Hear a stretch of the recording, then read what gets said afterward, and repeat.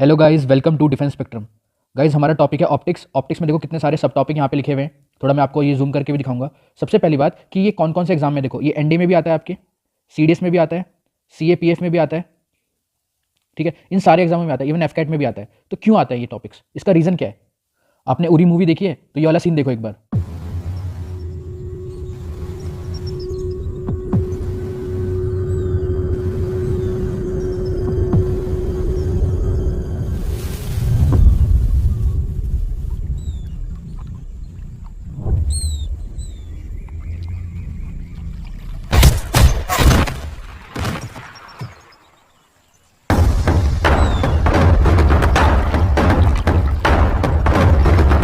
वक्त आ गया है खून का बदला खून से लेने का। तो ये इस वाले सीन के अंदर यहाँ पे लगेगा लॉ ऑफ रिफ्रैक्शन। ये होती है साइंस। तो आपको ये तो पता होगा, पाकिस्तान में तो पढ़ाई होती नहीं है, तो इन लोगों ने तो पढ़ाई की नहीं है, लेकिन आप आर्मी ऑफिसर बनने जा रहे हो ना, सभी लोग, ठीक है, तो आपने तो पढ़ाई करी है ना। तो आपको ये वाला रूल पता है कि कभी भी अगर एक डेंसर मीडियम होता है, जो वाटर है H2O, ये डेंसर मीडियम होता है, और जो ऊपर है एयर है, ये बीच में आप सरफेस मान सकते हैं इसको, ये वाला जो सरफेस है, ठीक है। तो कभी भी डेंसर मीडियम से लाइट अगर रेयरर मीडियम में जाती है तो वो नॉर्मल से दूर चली जाती है। ये सब मैं आपको कॉन्सेप्ट बताऊंगा अभी, सिर्फ जिसको नहीं आता कोई दिक्कत की बात नहीं है, ठीक है। तो इसमें ये वाला कॉन्सेप्ट लगा है। तो अगर ये बाई चांस देख भी लेता तो इनकी जो इमेज है आर्मी ऑफिसर की वो थोड़ी अलग बनती दूसरी जगह। इसको दिखाई देता कि, जैसे कि मैं आपको थोड़ा सा यहाँ पे अच्छे से बना के दिखाता हूँ। अगर बाई चांस ये देख भी लेता, ठीक है, तो इसको पता है इमेज कहाँ पे दिखाई देती, इसको इमेज दिखाई देती यहाँ पे कहीं पे। बट एक्चुअली में जो ऑफिसर है वो यहाँ पे होता, ठीक है। क्यों? क्योंकि लाइट इस तरीके से आके बेंड हुई है, इस तरीके से जा रही लाइट, तो उसको ऑफिसर जो दिखाई देता वो यहाँ पे दिखाई देता। तो अगर बाई चांस ये क्रॉस फायर भी करता तो इसकी गोली यहाँ से मिस कर जाती, ठीक है। तो यहाँ पे हर जगह साइंस का रूल लगते हैं, ठीक है, ऑप्टिक्स के रूल लगते हैं, ठीक है। तो इसलिए ही लॉ ऑफ रिफ्लेक्शन, ये सारी ही ऑप्टिक्स के जितने भी लॉ हैं सारे बहुत ही यूजफुल हैं जो भी आर्म फोर्सेस ज्वाइन करने वाले हैं, ठीक है। तो चलिए स्टार्ट करते हैं। तो गाइस देखो, अच्छे से अपनी कॉपी पेन लेके बैठना, ऑप्टिक्स यहाँ पे हेडिंग डालना, उसके बाद थोड़ा जूम कर रहा हूँ ताकि आपको दिखाई दे। देखो, पहले हम पढ़ेंगे lens, concave lens, convex lens दोनों, उसके बाद मिरर में भी सेम है, उसके बाद हम पढ़ेंगे हम रिफ्लेक्शन, फिर प्लेन मिरर, फिर उसके अंदर पढ़ेंगे number of images. Number of images में सिमेट्रिक इमेज, मतलब इसका मतलब ये है, मैं आपको थोड़ा थोड़ा सब कुछ बता के चल रहा हूँ ताकि एक पता चल जाए आपको आइडिया ओवरव्यू कि इस चैप्टर में हम क्या क्या पढ़ने वाले हैं। कि अगर दो मिरर इस तरीके से रखें, ये एक मिरर हो गया प्लेन मिरर जिसमें आप अपना चेहरा देखते हैं सुबह सुबह, बाल को संवारते हैं, ठीक है। तो अगर आप एकदम सिमेट्री में खड़े हैं, जो इसके बीच वाली लाइन है, अगर एकदम सिमेट्री में खड़े हैं तो नंबर ऑफ इमेज कितनी बनेगी। और दूसरी बात, इसी में सेम अगर सिमेट्रिक में खड़े हुए हैं, देखो बता देता हूँ मैं, ये देखिए, तो जो इसकी सिमेट्री होगी बीच में होगी। तो अगर आप कहीं पे यहाँ पे खड़े हुए हैं, यहाँ पे उसकी ये लाइन छोड़ के कहीं और खड़े हुए हैं, तो कितनी कितनी इमेजेस बनेंगे, नंबर ऑफ इमेजेस। ये क्वेश्चन दोनों में आता है, ये आपका एनडी में भी आता है, ये आपका सीडीएस में भी आता है, ठीक है। आगे चलते हैं। उसके बाद हम पढ़ेंगे bending of light. Bending of light में दो कॉन्सेप्ट है, अभी मैंने बताया। बेंडिंग ऑफ लाइट में कौन कौन से कॉन्सेप्ट है, एक है रिफ्रैक्शन, एक है डिफ्रैक्शन, दोनों पढ़ेंगे हम, ठीक है। उसके बाद TIR, total internal reflection, diamond की जो चमक होती है, ऑप्टिकल फाइबर में काम आता है, ठीक है, मिराज होता है, रेनबो में काम आता है, ये सब हम पढ़ेंगे। इसके अंदर टॉपिक्स हैं, सिर्फ अभी ओवरव्यू दे रहा हूँ चैप्टर का। फिर हम पढ़ेंगे स्कैटरिंग ऑफ लाइट। इसके अंदर स्कैटरिंग, जो हमारा स्काई है वो ब्लू क्यों होता है, ओशन ब्लू क्यों होता है, रेड सनसेट क्यों होता है, व्हाइट क्लाउड क्यों होता है, व्हाइट स्मोक क्यों होता है, जो ब्लैक है स्पेस जो है हमारा, है ना, वो ब्लैक क्यों होता है, ब्रह्मांड काला क्यों है। उसके बाद डिस्पर्जन ऑफ लाइट, ये प्रिज्म में, रेनबो में, यहाँ पे काम आता है। उसके बाद आता है डिफ्रेक्शन। डिफ्रेक्शन कभी आपने सीडी देखी है, सीडी डीवीडी पुराने टाइम पे आती थी, आजकल तो सब लोग पेन ड्राइव वगैरह यूज़ करते हैं। तो सीडी डीवीडी आती थी तो उसके अंदर कलर्स आते थे, तो वो डिफ्रेक्शन की वजह से आते हैं। होलोग्राम, कोई आपकी कोई नई किताब आती है तो उसके ऊपर एक होलोग्राम चिपका हुआ आता है, वो 3D में होता है। अब अगर आपने थोड़ा देखा हो तो उसके अंदर एक चमक होती है, इस साइड से कुछ और इस साइड से कुछ, तो वो डिफ्रेक्शन की वजह से होता है। उसके अंदर कलर होते हैं, मल्टीपल कलर्स होते हैं, ठीक है। उसके बाद आता है पोलराइजेशन। क्या होता है? पोलराइजेशन। कभी भी आप कोई मूवी देखने गए हैं, वहाँ पे आपने 3D ग्लास पहने, 3D ग्लास पहने होंगे, किसी ना किसी ने तो पहने होंगे, कभी ना कभी तो पहने होंगे। जैसे अभी एक स्पाइडरमैन भी आई है, बहुत सारी मूवीज़ आती हैं ना, तो वो 3D में होती हैं। तो उसमें जो ग्लासेस मिलते हैं ना, ये किस प्रिंसिपल पे काम करते हैं? पोलराइजेशन वाले पे, ठीक है। तो आपको इसे मैं बताऊंगा, पढ़ाऊंगा, कोई दिक्कत की बात नहीं है। फिर हम लास्ट टॉपिक पढ़ेंगे इसके अंदर, आइज एंड इफेक्ट, ठीक है, मायोपिया, हाइपरमेट्रोपिया, प्रेस बायोपिया, एस्टिग्मेशन, ये सब हम पढ़ने वाले हैं। तो मैंने ऊपर एक ओवरव्यू दिया है इस चैप्टर का कि हम क्या क्या पढ़ने वाले हैं, कैसे कैसे पढ़ने वाले हैं, ठीक है। देखो यहाँ पे मैंने कुछ क्वेश्चन लिए हैं, ये CDS, NDA और CAPF तीनों एग्जाम के हैं, ठीक है। कुछ मैंने क्वेश्चन उठाए हैं यहाँ से, देखो आप देख सकते हो, क्वेश्चन बहुत आते हैं, इतने क्वेश्चन है कि बस पूछो मत। मैं कुछ ही ले पाया हूँ, बहुत क्वेश्चन आते हैं, बहुत क्वेश्चन आते हैं, ठीक है। देखो खत्म ही नहीं हो रहा, ठीक है। तो चलिए स्टार्ट करते हैं। तो गाइज, अभी तक आपने अगर डिफेंस स्पेक्ट्रम का ऐप गूगल प्ले स्टोर से जाके डाउनलोड नहीं करा है तो प्लीज़ जाके एक बार इस ऐप को डाउनलोड करें। इस ऐप में जाने के बाद आपको AFCAT 1 2021 की कंप्लीट स्टडी किट यहाँ पे मिलेगी, और साथ ही साथ में अगर आपको कोई भी डाउट होता है तो आप इसी नंबर पे आप मेरे को व्हाट्सअप या कॉल भी कर सकते हैं। तो गाइज यहाँ पे आपको कंप्लीट एक CDS का भी बैच मिल जाएगा, CDS 1 2022 OTA के लिए। अगर आपने हमारी यूट्यूब पे वीडियोस भी देखी हैं तो उसी से मेरे ख्याल से आपको मेरा पढ़ाने का तरीका पता चल गया होगा। मैं एकदम एग्जाम ओरिएंटेड पढ़ाता हूँ, मैंने अपनी खुद की ट्रिक्स हैं, है ना, जो आपको पता होगा, मैंने इंग्लिश में बता भी रखी हैं। अगर आपने मेरी प्रीवियस वीडियोस देखी हैं तो इंग्लिश की वीडियो, इकोनॉमी की तो एक ही वीडियो आई थी, उसी से इस बार कम से कम 7 से 8 क्वेश्चन अकेले इस वाली वीडियो से आ गए थे। कुछ आप मेरे ज्योग्राफी के लेक्चर्स भी पढ़े हुए हैं, अगर आपको यूट्यूब पे देखने हैं तो आप जाके प्लेलिस्ट में जाके देख सकते हैं। साथ ही साथ में ये पूरा कोर्स है यहाँ पे कंप्लीट स्टडी किट है जो आपको ऐप के ऊपर मिलेगी।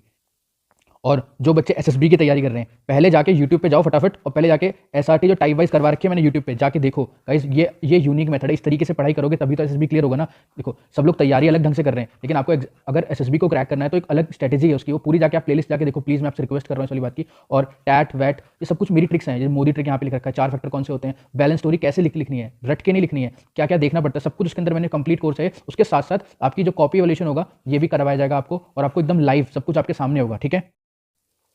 तो हमारे पहले टॉपिक का नाम है प्लेन मिरर। देखो प्लेन मिरर कैसा होता है, सीधा मिरर जिसमें आप अपना रोज सुबह सुबह चेहरा देखते हो, ठीक है। एक साइड से पॉलिश होता है, समझो यहाँ पे आप खड़े हुए हो, आपकी नाक है, ये आप यहाँ पे इस तरीके से खड़े हुए हो, तो ये आपको क्या बोलेंगे यहाँ पे, ऑब्जेक्ट बोलेंगे। क्या बोलेंगे, ऑब्जेक्ट।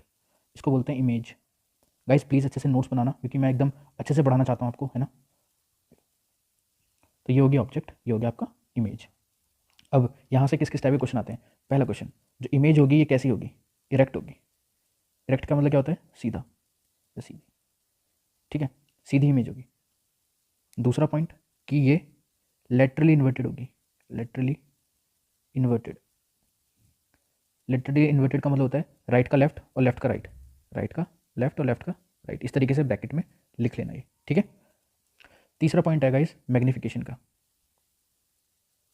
मैग्निफिकेशन, मैग्निफिकेशन एक प्लेन मिरर का कितना होता है, होता है +1, +1। थोड़ा सा साइड में आके मैग्निफिकेशन का मतलब बता देता हूँ मैं आपको।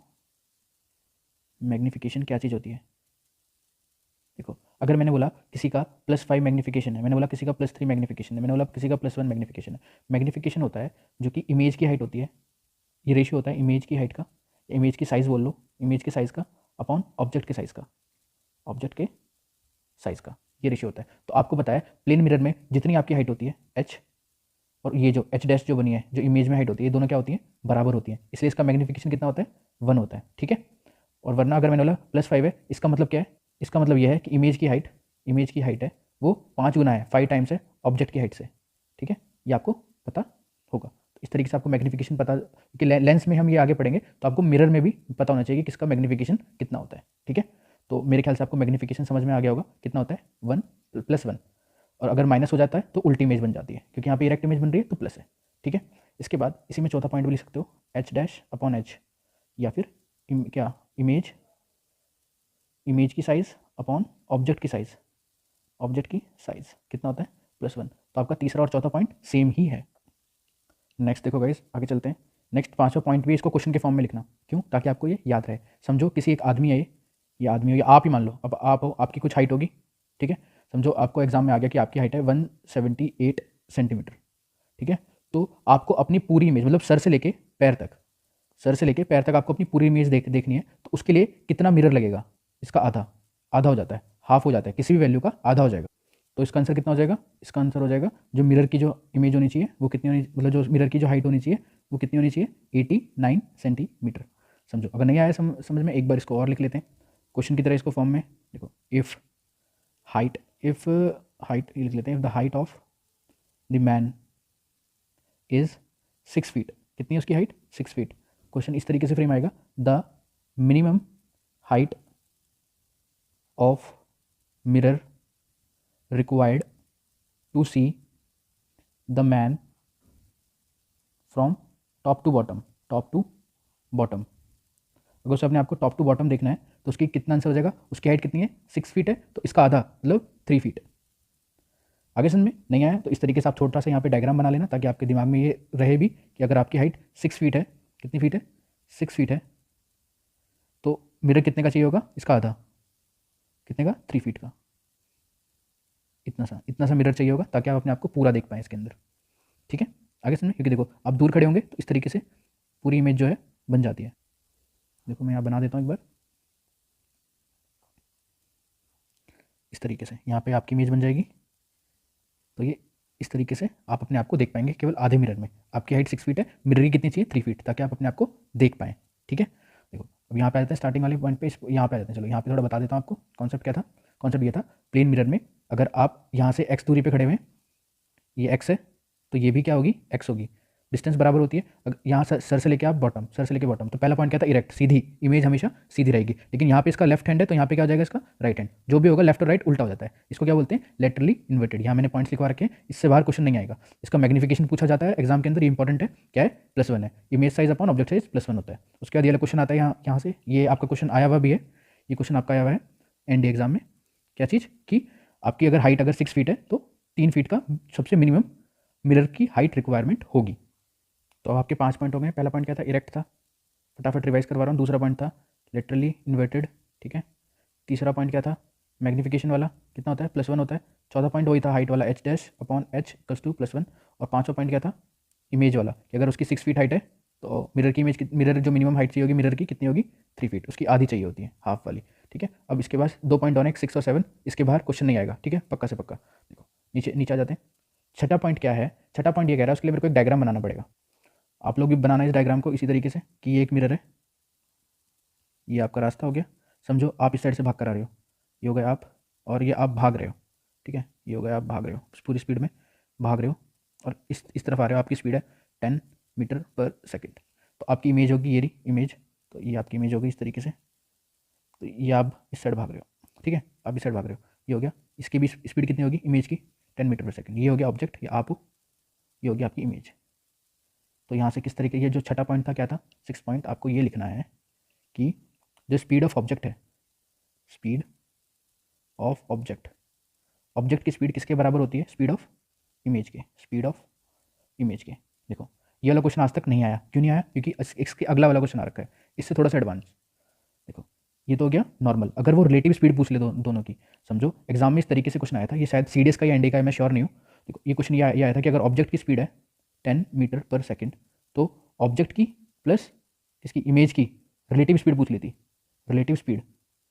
और रिलेटिव स्पीड में क्या चीज़ होता है, अगर एक ऑब्जेक्ट यहाँ से आ रहा है और एक ऑब्जेक्ट यहाँ से आ रहा है तो इनकी स्पीड क्या हो जाती है ऐड हो जाती है। कभी आपने रोड पे गए हो, रोड पे ये आपकी रोड है, ठीक है, तो आप कभी रोड पे अगर बाइक चला रहे होगे, बाइक चला रहे होगे या फिर साइकिल तो चलाई होगी कम से कम, बाइक या साइकिल कुछ तो चलाया होगा। तो अगर सामने से कोई ऑब्जेक्ट आ रहा है, समझो एक दूसरी बाइक आ रही है, ठीक है, यहाँ से इस साइड आ रही है, आप इस साइड जा रहे हो, तो जब वो निकलते होंगे तो स्वयं है ना बहुत तेज, तो हमेशा ऐड हो जाती है दोनों की स्पीड। अगर आप इस साइड जा रहे हो और ये साइड आ रहा है अपोजिट में, तो अगर इसकी 10 मीटर पर सेकंड है, इसकी भी 10 मीटर पर सेकंड है, तो रिलेटिव स्पीड इसका आंसर कितना हो जाएगा 20 मीटर पर सेकंड। तो ये वाला क्वेश्चन आ रखा है, इसलिए मैंने बताया कि कभी कभी वो रिलेटिव स्पीड भी पूछ लेता है, या अगर वो रिलेटिव वर्ड ना देके इस तरीके से भी क्वेश्चन को फ्रेम कर सकता है। देखो इसी पॉइंट में एक तो ये वाला पॉइंट हो गया, इसी में सातवें में एक पॉइंट और लिख लेना कि speed of approaching image is equals to twice of speed of object, speed of object, ठीक है, speed of approaching image equals to twice of speed of object. तो ये भी आपको पता होना चाहिए, इसी का अगर रिलेटिव ना वर्ड देके अप्रोचिंग स्पीड पूछ ले इमेज की तो वो ट्वाइस हो जाती है। ठीक है, ये दोनों क्वेश्चन है इंपॉर्टेंट है, यहाँ से अगर ये वाला क्वेश्चन भी पूछ सकता है वैसे, लेकिन ये भी इंपॉर्टेंट है। चलें इसके बाद हम आगे चलते हैं। आपका इसी में प्लेन मिरर में यहाँ से पक्का क्वेश्चन आएगा, वो है नंबर ऑफ इमेजेस। नोट कर लेना इसको, नंबर ऑफ इमेजेस। ये कैसा टॉपिक है, नंबर ऑफ इमेजेस किस चीज़ की।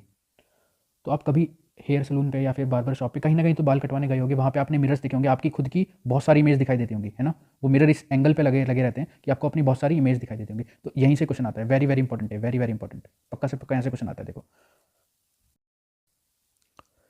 तो नंबर ऑफ इमेजेस निकालने का फॉर्मूला है 360/θ-1, इस तरीके से फॉर्मूला है। लेकिन आपको ये रटने की या याद करने की ज़रूरत नहीं है, क्यों, क्योंकि हम थोड़ा कॉन्सेप्चुअल पढ़ते हैं। आपको पता ही होगा डिफेंस स्पेक्ट्रम में जो भी आप आए तो आपको थोड़ा कॉन्सेप्चुअल पढ़ाई होगी। देखो सबसे पहली बात यह है कि एक मिरर यहाँ पे रखा हुआ है और एक मिरर यहाँ पे रखा हुआ है, इन दोनों के बीच में 60 डिग्री का एंगल बन रहा है, कितने का 60 डिग्री का, और आप में से कोई एक यहाँ पे खड़ा हुआ है। तो अब क्वेश्चन ये आता है कि कितनी इमेजेस बनेंगी इसमें। तो सीधी बात यह है, इसको कंप्लीट कर लो, जो सर्किल है सर्किल कंप्लीट करना आता है, सर्किल को कंप्लीट कर लो। देखो एक सेकंड रुकना, मैं सर्किल में यहाँ पे सर्किल बना देता हूँ एक। देखो इस तरीके से एक सर्किल को कर लो कंप्लीट, सर्किल कंप्लीट हो गया। अब ये इसका सेंटर मानो तो 60 में इसको डिवाइड कर दो, मतलब जितना जितना था उतना ही उतना, मैं क्या चीज़ बोल रहा हूँ, दोबारा से बोल रहा हूँ, देखो सर्कल बना दिया हमने 60 डिग्री का एंगल, और 60 में ही काट दो, तो अगला 60 यहाँ पे आएगा, फिर 60 यहाँ पे आएगा, फिर यहाँ पे आएगा इस तरीके से, फिर यहाँ पे आएगा इस तरीके से। तो अब कितनी नंबर ऑफ इमेजेस बन गई हैं आप देख सकते हो, 1 2 3 4 और 5। तो यहाँ पे नंबर ऑफ इमेजेस कितनी बन गई है, 5 बन गई है, ठीक है। उसी तरीके से अगर मैंने समझो एक और क्वेश्चन, अब आप इसको कर सकते हो। देखो अब यहाँ पे मैंने एक दे दिया 90 डिग्री, ये दो मिरर हैं जो कि 90 डिग्री के एंगल पे रखे हुए हैं, एक मिरर ये है और एक मिरर ये है, और आप में से कोई यहाँ पे खड़ा हुआ है, तो नंबर ऑफ इमेजेस कितनी बनेगी, फिर से वही प्रोसेस होगा, इसके साइड में क्या बना दो, एक सर्कल बना दो, ठीक है। तो कितनी बनेगी, एक ये हो गया, एक 90 ये हो गया, कि 90, तो नंबर ऑफ इमेजेस कितनी हो गई हैं यहाँ पे, 3 हो गई हैं। उसी तरीके से फिर से देखो, आपको एक पैटर्न दिखाई दे रहा होगा यहाँ पे, समझो एक 30 डिग्री का एंगल है, इसको थोड़ा और छोटा बनाते हैं, इसको यहाँ से रब करते हैं एक बार। अगर मैंने बोला कि 30 डिग्री का एंगल है, ये एक मिरर इमेज ये है, एक मिरर यहाँ पे रखा हुआ है और एक मिरर यहाँ पे रखा हुआ है, ये हो गया बीच में 30 डिग्री का एंगल। तो प्रोसेस क्या है, वही प्रोसेस है, सीधा गोला बना दो, 30 के कितने एंगल बनेंगे वो फाइंड करो, मतलब कुछ नहीं है, 360 को कुछ नहीं करना, 30 से डिवाइड करना है, ठीक है। कितने बनेंगे, 12, और उससे एक कम होगा, तो एन की वैल्यू कितनी हो जाएगी यहाँ पे, 11। अब बोलोगे सर ये क्या चीज़ है, ये क्या पढ़ रहे हैं हम लोग, इसको थोड़ा थोड़ा सा छोटा करते हैं। तो अगर आपने यहाँ पे एक पैटर्न देख रहे होगे कि यहाँ पे इमेज हम ये वाला क्यों नहीं काउंट कर रहे, क्वेश्चन आपके दिमाग में आ रहा होगा ना कि सर हमने 1 2 3 4 5 यहाँ पे 5 ही वैल्यू लिखी है, यहाँ पे इसको काउंट क्यों नहीं किया, बिकॉज ये आप ओरिजिनल खुद हो, या आप ओरिजिनल हो, या आप सेल्फ हो, या इमेज नहीं बन रही है यहाँ पे, आप खुद खड़े हो। तो इमेज कितनी बन रही है, 1 2 3 4 5, तो फॉर्मूला क्या है, 360 डिवाइड बाई थीटा -1, क्योंकि आप खुद भी तो एक ओरिजिनल हो, तो ये आपका फॉर्मूला बन जाता है नंबर ऑफ इमेजेस का, एन नंबर ऑफ इमेजेस, ठीक है। अब तो मेरे ख्याल से याद भी करने की जरूरत नहीं होगी, क्योंकि आप गोला बना के फटाक से कुछ भी फाइंड कर सकते हो। यहाँ पे किस तरीके से करा था, देखो 360/30 कितना आ जाएगा, 12, फिर एक ओरिजिनल है ना, ये जो यहाँ पे बंदा खड़ा होगा वो ओरिजिनल होगा, तो उसमें से -1, तो 11। नंबर ऑफ इमेजेस कितनी बन रही थी यहाँ पे, 11, देखो यहाँ पे 11 लिख रखा है, यहाँ पे कितनी थी, 3 थी, क्योंकि एक बंदा क्या है, ये ओरिजिनल बंदा है, ठीक है। आगे समझ में, ठीक है। मेरे ख्याल से आपको ये नंबर ऑफ इमेजेस का कॉन्सेप्ट समझ में आ गया होगा। अब इसके बाद यहाँ पे एक्सेप्शन है, वो मैं यहाँ पे आपको लिखवा देता हूँ, नोट करके लिखना है इसको, नोट क्या चीज़ है, नोट करके लिखनी है आपको। यहाँ पे ये लिखना है कि number of images is always odd, वो हमेशा क्या है, विषम संख्या रहेगी, विषम, ठीक है।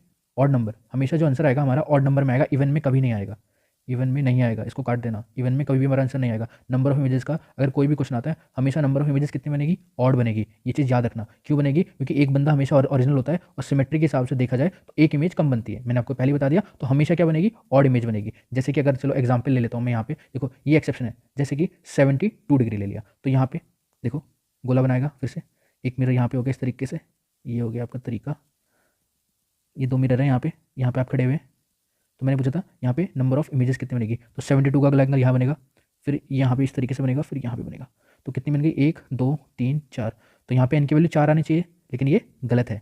क्यों, ये गलत किस लिए है, इसका मेन रीज़न ये है, अगर आप थोड़ा ध्यान से देख पा रहे होगे तो ये वाली जो लाइन है, ये वाली लाइन देखो इसको काट रही है, ओरिजिनल इमेज को काट रही है, ठीक है। ये लाइन अगर हम इसको सीधा आगे की तरफ एक्सटेंड करते हैं तो ये ओरिजिनल इमेज को काट रही है। वहीं अगर हमने 60 वाला, देखो 60 वाले की इमेज बना रहा हूँ मैं, ये 60 वाले की इमेज थी, इस तरीके से बनी थी वो, ये वाला एंगल था 60 डिग्री, यहाँ पे ये था आपके इस तरीके से बना हुआ था, यहाँ पे एक आदमी खड़ा हुआ था, तो यहाँ पे देखो 1 2 3 4 5, तो ये अगर हम इसको एक्सटेंड कर रहे थे तो ये काट नहीं रही थी, ये सीधी ऐसे चली गई है, लेकिन यहाँ पे इसको काट रही है, तो इसलिए यहाँ पे -1, यहाँ पे जो फॉर्मूला आएगा वो लेगा 360 डिवाइड बाई थीटा।